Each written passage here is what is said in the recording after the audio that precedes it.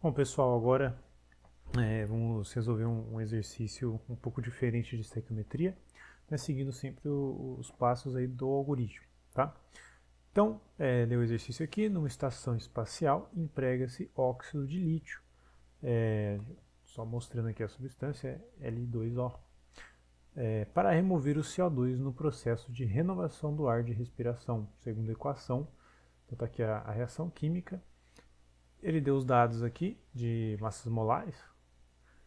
Sabendo-se que são utilizadas unidades de absorção contendo 1,8 kg de óxido de lítio, o volume máximo de CO2 medido na CNTP, que cada uma delas pode absorver, aí tem as alternativas. Perfeito.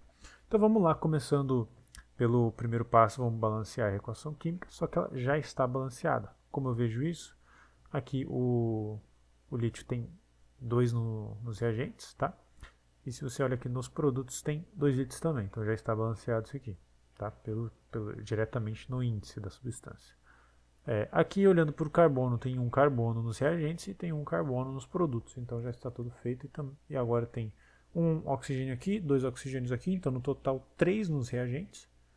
E aqui tem 3 oxigênios diretamente no produto, que é o carbonato de lítio, perfeito? Então já está balanceado. Então o primeiro passo aqui já está cumprido.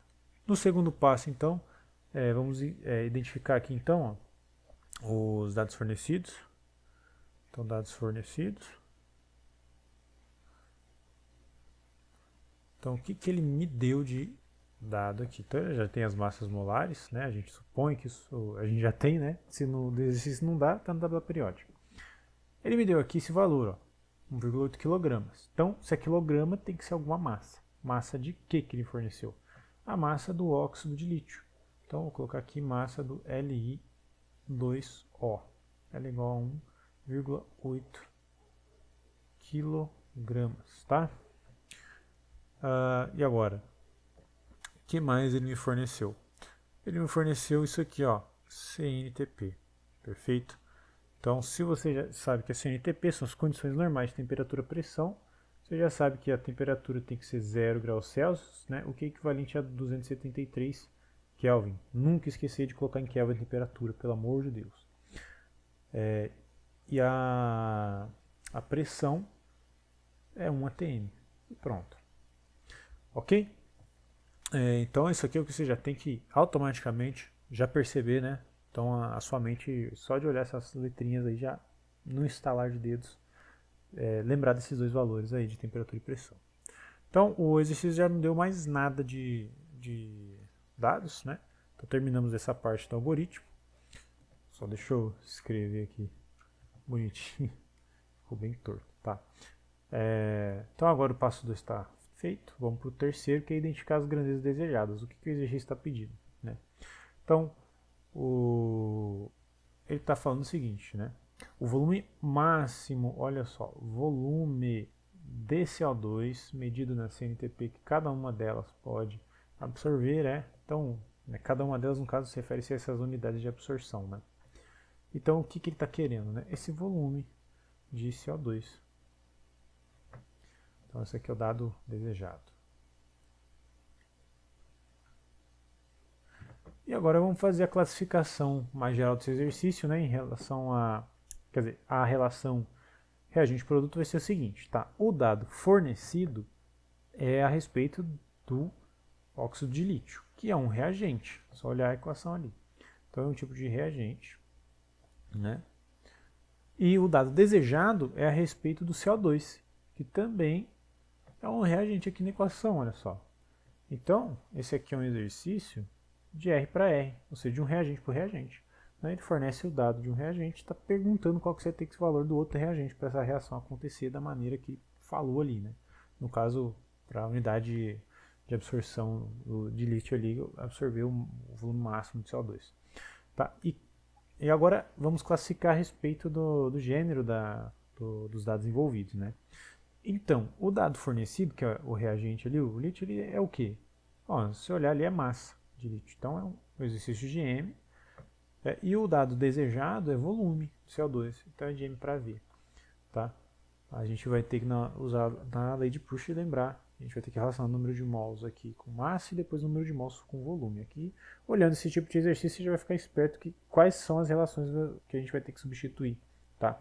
Quando aparece o volume, você já fica ligado, né? Ou vai ser o volume molar, ou vai ser o PVNRT, a equação de Clapeyron. Vamos continuar aqui então, terminado esse passo aqui. Esse também é o quarto. Agora vamos identificar o caso estequiométrico, tá? Esse exercício ele simplesmente me deu o valor do óxido de lítio, né, que é o de um reagente, aqui. E ele também está pedindo simplesmente um outro valor, né, sem mais complicações. Então, esse aqui é um caso normal de estequiometria. Tá? Então, o que a gente faz? Só continua o passo a passo aí do algoritmo. Tá? Então, terminando o passo 5, vamos para o 6. Agora a gente vai aplicar a lei de Proust, relacionando o número de mols aí dos dados. Tá? Então, perfeito. A gente já olha de cara que nessa reação química que os coeficientes estequiométricos são todos 1. Tá? Então não vai ter muita dificuldade. A lei de Proust vai ser simplesmente número de mols. Aí o primeiro, por conveniência, para facilidade, a gente escolhe sempre o dado desejado. Tá? O dado desejado é respeito do CO2. Tá? É só olhar aqui para você verificar. Isso aqui vai ter que ser igual ao número de mols do dado fornecido, que é o óxido de lítio. Tá? Eu podia ter dividido eles por 1, né, por conta de ser o coeficiente estequiométrico de todos, mas quando é esse o caso, a reação é tudo 1 para 1, eu não preciso. Bom, agora o próximo passo do algoritmo é a gente fazer a substituição a partir das relações. Tá? Então é o seguinte, em relação ao CO2 eu tenho um número de mols aqui, a lei de Proust, mas eu quero volume. Então, qual que vai ser a relação que eu vou escolher? Bom, tem duas. No caso desse exercício eu vou usar a mais simples, tá? Vai ser a de volume molar, né, como sendo igual ao volume dessa substância dividido pelo número de mols dela, tá? Por que eu vou usar isso aqui? Porque eu sei que a gente está na CNTP. E na CNTP, aí isso tem que ter de cor. Se não tem de cor, você decora isso aqui. Então, na CNTP, eu sei que o volume molar, para qualquer substância química, tá, vai ser 22,4 litros por mol. Tá bom? Então, esse valor aqui já é conhecido. Tá? Precisa ser conhecido. Mas assim, aqui está escrito que o volume molar é igual a essa relação, tá? Mas eu quero substituir o número de mols, então eu preciso isolar o número de mols nessa equação. Vai ficar volume sobre volume molar, é isso aqui que eu tenho que substituir ali, perfeito? Então, vamos fazer isso aqui, esse número de mols do CO2 vai ser o volume do CO2, que é o que eu quero, dividido pelo volume molar. Não precisa escrever do CO2 assim, tá? Porque o volume molar é igual para todos os tipos de gases, né? Todos considerados como gases ideais aqui. Então, perfeito. Aqui já fizemos a substituição. E agora, a respeito do lítio aqui. Espera aí que eu acabei usando tudo. Então, a respeito do lítio agora, tá? Eu tenho aqui o número de mols de lítio e eu quero relacionar com massa de lítio. Qual que é a relação que quer dizer, a relação que existe entre número de mols e massa? É o famoso marquinho sobre marcão, tá bom? O número de mols é massa sobre massa molar. Então, é só substituir direto. O número de mols do óxido de lítio vai ser a massa do óxido de lítio dividido pela massa molar do óxido de lítio. Ok? Então, beleza. Próximo passo. Agora a gente tem que isolar o dado desejado. O nosso dado desejado é o volume de CO2. Então eu tenho que pegar esse volume molar e passar multiplicando para o outro lado da equação.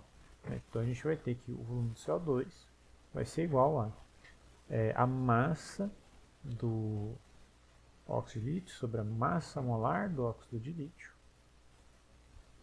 que vai estar multiplicando aqui o volume o volume molar. Perfeito? Então, ok. Agora a gente tem que, em teoria, substituir esses valores aí, mas lembrando que a gente ainda não tem direto o valor aí da massa molar do óxido de lítio, então a gente precisa pegar isso aí. O exercício aqui forneceu para nós que a massa molar do lítio é 7, Tá aqui, ó. Do oxigênio 16, carbono 12. Carbono e oxigênio a gente acaba decorando, né? O ideal é que a gente decore vários elementos, né? Mas carbono e oxigênio e hidrogênio a gente acaba decorando fácil. Então vamos lá. Vou destacar essa relação aqui, perfeito? Como sendo 1. E agora eu vou fazer aqui o cálculo de massas molares. Então, cálculo de massas molares. É só uma, né? Então vamos lá. Massa molar do óxido de lítio vai ter que ser 2 vezes a massa molar do lítio, porque tem 2 lítios nesse óxido aí. Então 2 vezes 7, mais uma só do oxigênio, que é 16, tá? Fazendo essa soma, vai ser 14 mais 16, dá 30 gramas por mol. Perfeito? Agora não tem mais nada, a gente só tem que substituir esses valores. Então, vamos escrever assim, ó, substituindo em 1.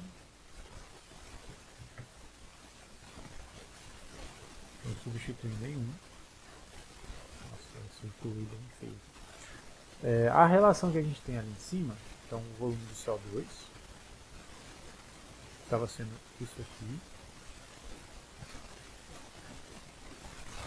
tá? Vezes o volume molar.